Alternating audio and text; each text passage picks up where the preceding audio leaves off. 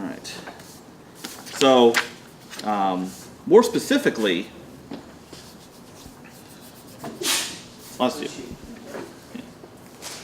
All right.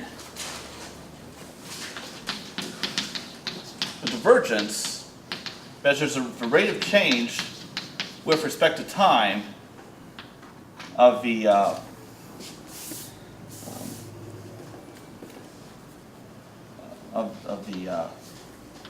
mass per unit of volume.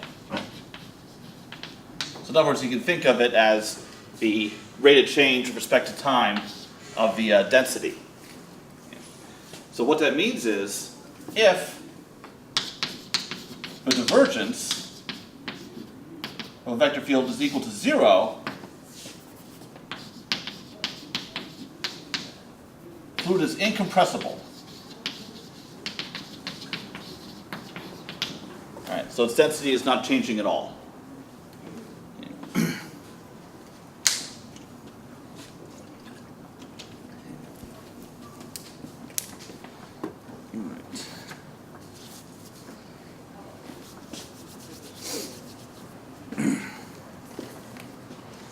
Now, just as we have this statement, the curl of a gradient is equal to 0, we have similar statements that apply to a divergence. So this is something that can be verified by carrying out the operations directly. That if you have a vector field f and you take its curl, so this gives you a new vector field, and then you take the divergence of that. So the divergence of a curl is always 0.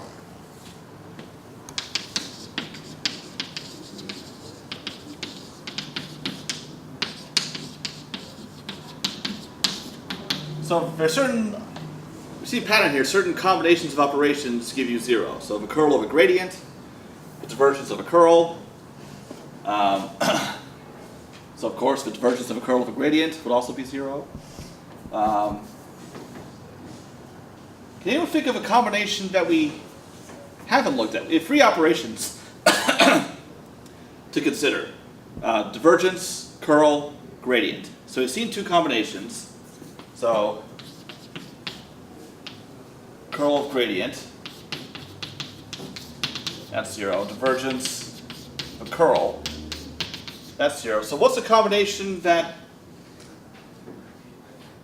hasn't been considered yet? Because we also, so we have, among the 3 operations, div, curl, grad. Gradient. Ah, good one. That's actually the one I was hoping someone would pick. The divergence of a gradient.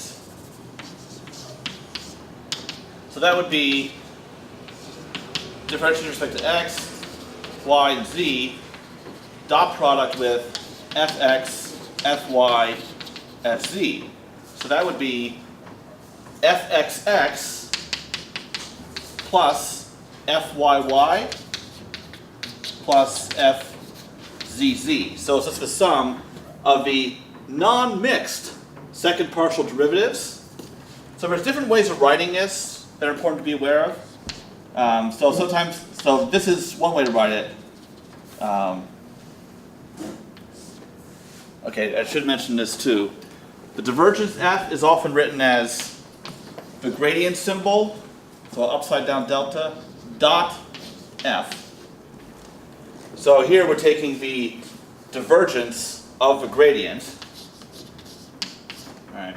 So that's one way to write it.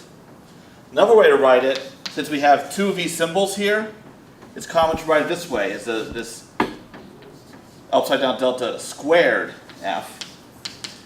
And another way of writing it is just a delta f, which is kind of an unfortunate choice of notation because delta is used for so many other things that could cause confusion. And this operation of taking these second partial derivatives and adding them up, that has a name.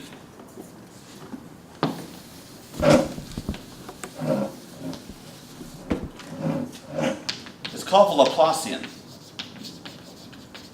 of f. Okay.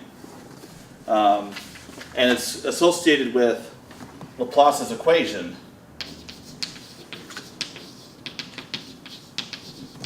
which we'll talk about more toward the end of the semester, and that's the Laplacian of f is equal to 0. Okay. But this entity here, the Laplacian, comes up in several other partial differential equations of huge importance that we'll talk about later. Okay. All right. So, all right, notation.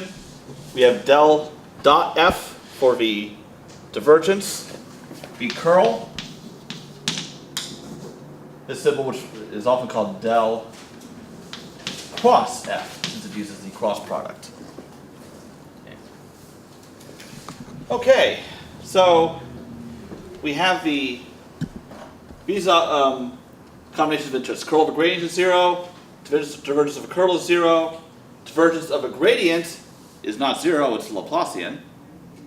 What other combinations might there be?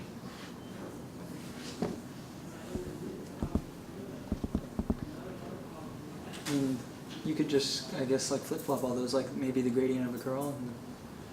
You could try, but sometimes they make sense and sometimes they don't. For instance, you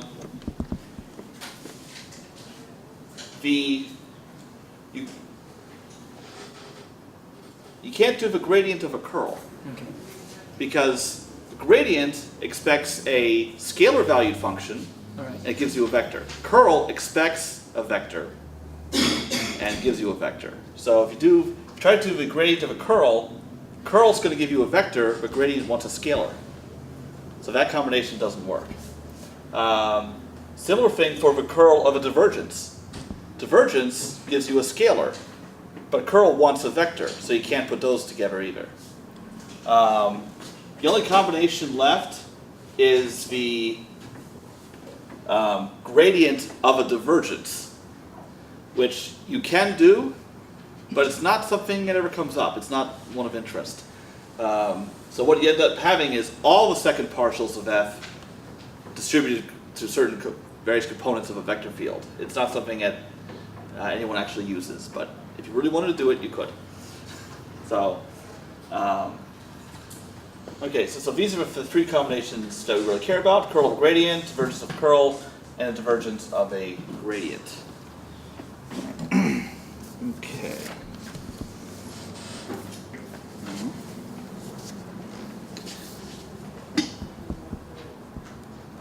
All right. Now, so one nice thing about this is related to conservative vector fields and curls is for these operations, it's easy to check whether a given vector field is equal to the curl of another. Because if you have a given vector field, computing a curl, it's tedious, but it's not very difficult. You're just doing a lot of differentiation. But to ponder this question, given a vector field, is f a curl of another vector field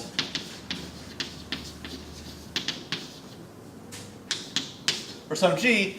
Well, on the surface, it seems like a very difficult question to answer because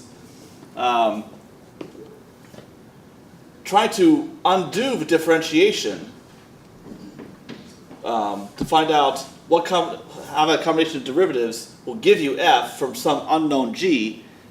That'd be a lot harder than a typical anti-differentiation problem.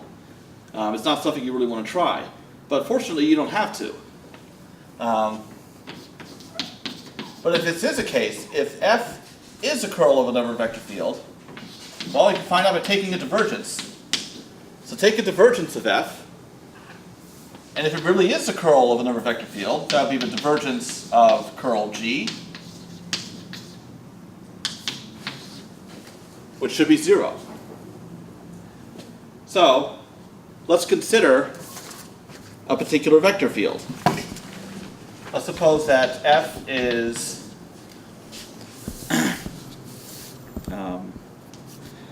yz